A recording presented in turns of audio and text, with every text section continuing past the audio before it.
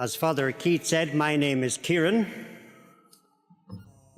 You probably won't have to phone a friend to guess where I'm from. But even if I come from Ireland, most of my priestly life has been spent in Africa. First in Nigeria and then in Zimbabwe. But for the last 3 years, I have been living and working here in Scotland. And those 3 years have been a time of great happiness and great joy, and a time when I have felt deeply blessed by the Lord. And of course, that is wonderful. It's great to enjoy life, to be fulfilled in what you're doing and to be happy in what you're doing. But it also greatly surprises me, because 3 years ago, when I was asked to come to Scotland, my heart sank. Nothing to do with Scotland or with anybody in Scotland, because I'd never been here before and I didn't know anybody here. But at that time, 3 years ago, I was just finishing 13 years working in Kiltegan, which is our mother house in Ireland. And all I wanted to do, and all I kept saying was, when I finish here, I'm going back to Africa, where I had been for the previous 23 years. So when I finished, I packed my bag, I said my goodbyes, and I got on a plane that brought me to South Africa. And in my naivety and whatever, I said to myself, now this is wonderful. This is great. This is where I'm going to be for the rest of my life. I've done my bit at home, so now I can enjoy something that we don't have here in Scotland and something that we don't have in Ireland. Blue skies and permanent sunshine. But as you can see, something went very wrong. And what I had in mind and what I had planned wasn't quite in line with what the Lord wanted, obviously. He gave me 3 weeks. 3 weeks of blue skies and sunshine. And then I was asked, would I mind coming back and going to Scotland? And I said, yes, I would mind very much. And I tried every excuse I could think of. But as you can see, none of them worked. So now I find myself living in Stirling. And most weekends, I'm in a parish somewhere in Scotland, speaking about the missionary work of the Lord. And one of the things I have learned relearned, I suppose, since coming to Scotland, is that, when the Lord asks us to accept something in our lives, and maybe we're tired, or maybe we feel somebody else should be asked, or we wonder, have we the faith or the energy or the enthusiasm to do what the Lord wants. But when the Lord asks, He also always gives the grace and the strength and the blessing that we need to accept whatever it is in our lives. And that grace and that blessing, it's not a vision in the middle of the night. It's not a sudden insight when you're walking along by the river or whatever, or having a quiet cup of coffee. And it's not given to some and not given to others. It's given to every single one of us. And it's given to us through the people that we live with, and we work with, and we pray with. That's how the Lord works, through each one of us. And that's why it's so nice today to see Name Tag Sunday, so that we know the people, their names, through whom the Lord is blessing us. And I have met people of great faith and joy and happiness, I would say, in every single parish I've been in Scotland in the last 3 years. And it is those people who have given me energy and faith and hope. And you know, I know now, I need never have worried about coming to Scotland where I didn't know anybody or didn't know anything or whatever. And it was a completely new start, because my predecessor, we only had one person, one priest doing this job, but he dropped dead very suddenly. So there was nobody even to tell me where the keys were, where to go, what to do. But I met so many people of wonderful faith and generosity. And I refer to these people as base camp people. And that comes from something that happened to me in 2002. For the previous 23 years, since 1979, when I was ordained, I had lived and worked in Africa. As I said, first in Nigeria and then in Zimbabwe. And it was wonderful. It was great. I was very happy in both places, very fulfilled, and doing what I wanted to do, which was to be a missionary priest. But then in 2002, I was asked to come back and to work in the office in Kiltegan. Oh, I certainly wasn't very happy. I didn't think it was what a missionary priest should be doing, but anyway, somebody has to keep the home fires burning. So back I came, and I was there maybe 3 or 4 months, trying to settle down, trying to get used to the work and the people and everything. But all the time saying, oh, I wish I could go back to Africa, and that's where I want to be, and that's where I want to go.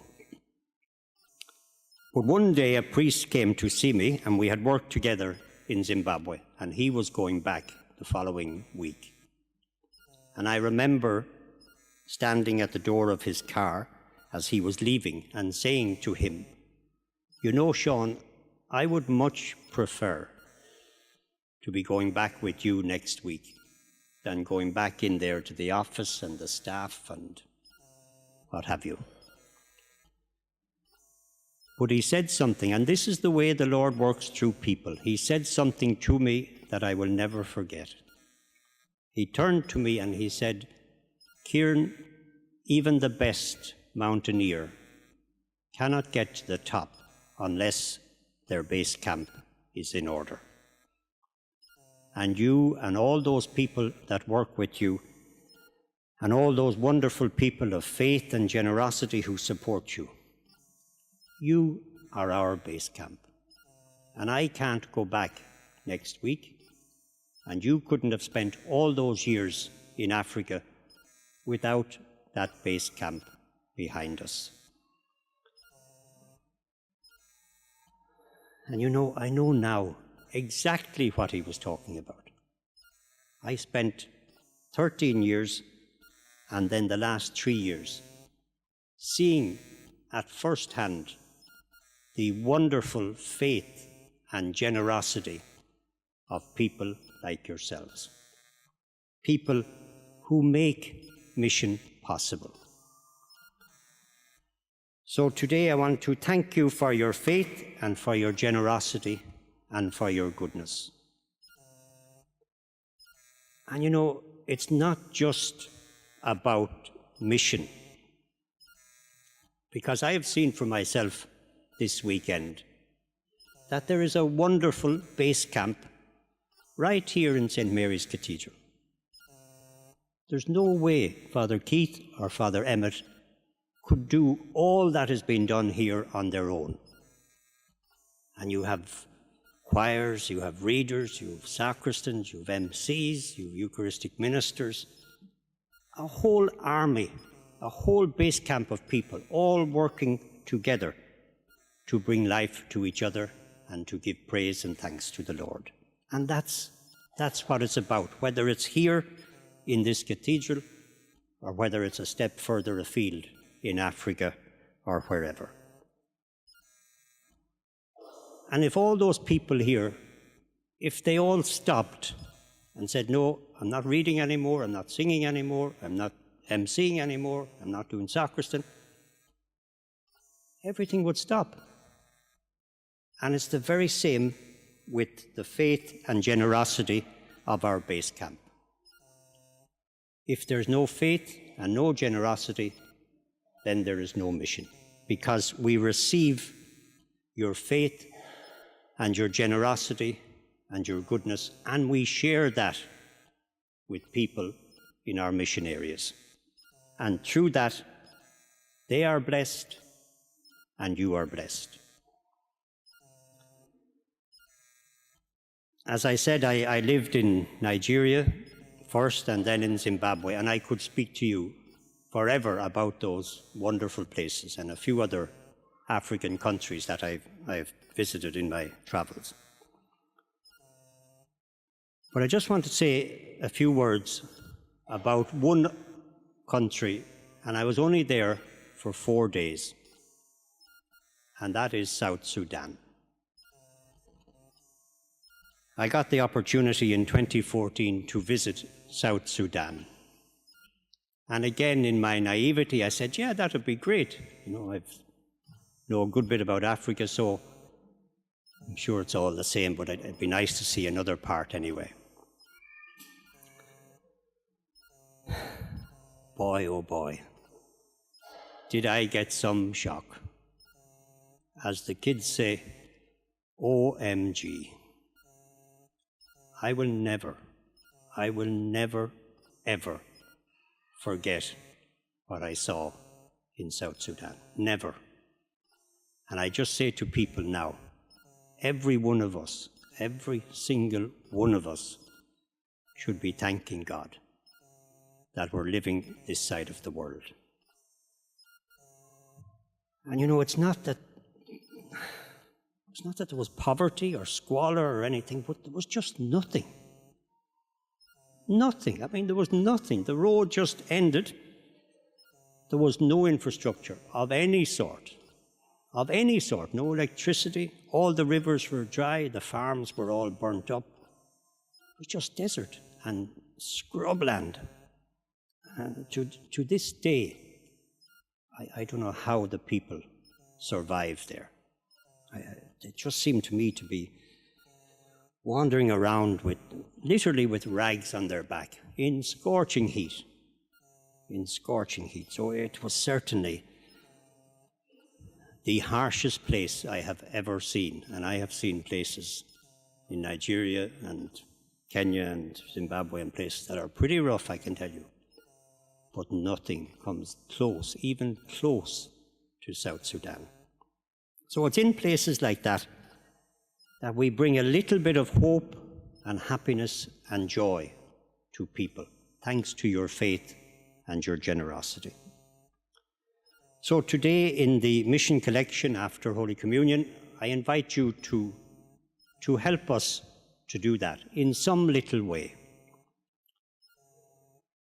And we're not going to solve all the problems of South Sudan. We can't.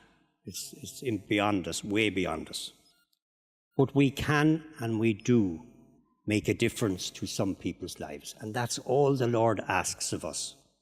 He told us himself, as long as you do this to one of the least of these.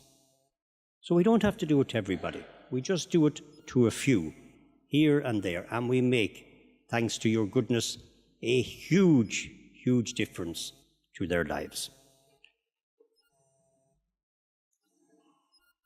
I'm not getting paid by Tesco to promote them, but I do follow their motto. Every little helps. So whatever you can put in the collection today, I just make you one promise that every single penny will go to the missions.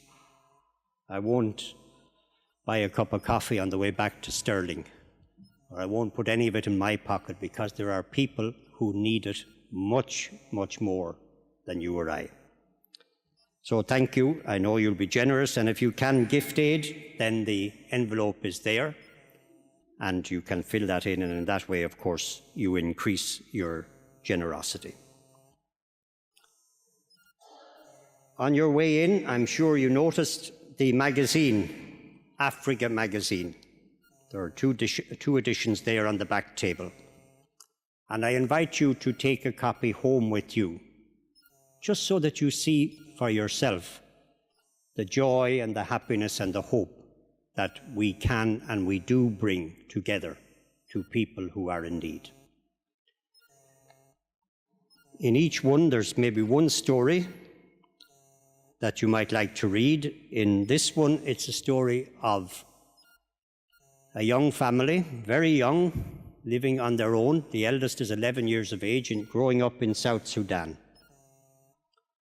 Their parents are gone, and they're just left to themselves.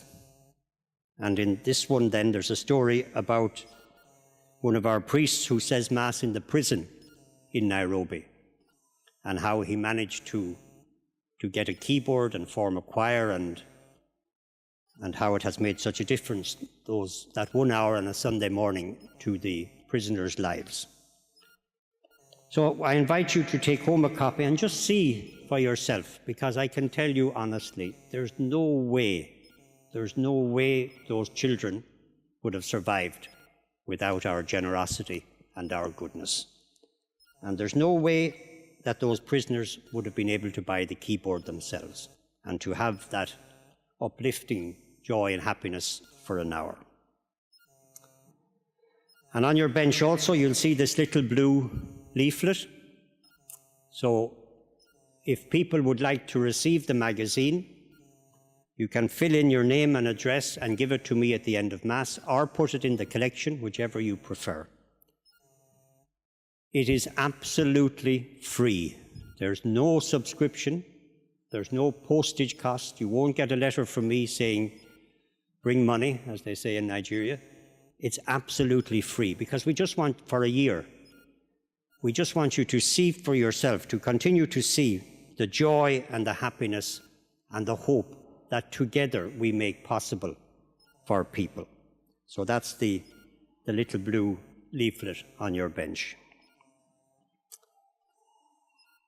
The final way to help the missions is absolutely painless. Won't cost you anything. Well, it might cost you the price of a stamp twice a year or whatever. And that is to collect your used stamps. If you're working in an office, if you're working wherever, please don't throw your used stamps in the bin. We collect them by the thousands, by the millions maybe, and we sell them to stamp collectors, and then we use that money to support the missions. I think the highest amount of money we ever made on used stamps, it was before Snapchat and FaceTime and Instagram and all those things. The highest we ever made in 1 year on used stamps was £38,000, which is a heck of a lot of money. Now last year I think it was 7,800 or whatever. But please, put them in an envelope, gather them together, and post them to us. And in that way, you bring a blessing to yourselves and to those who benefit from your goodness.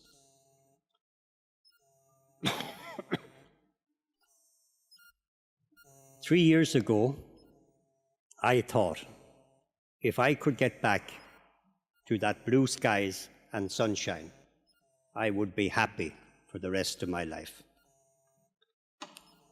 But now I have seen and experienced that the Lord has shown me a greater happiness and a greater joy, and certainly has given me a greater blessing.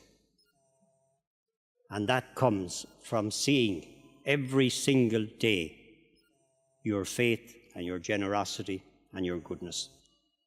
From being the channel of so much goodness to so many people. It is truly wonderful. So I thank you for your faith and your goodness. I thank you for being the privilege of it, and I thank God for calling me to this position. And I ask his blessing on all of us, that we may continue his mission, which is that all may have life. God bless. Thanks very much.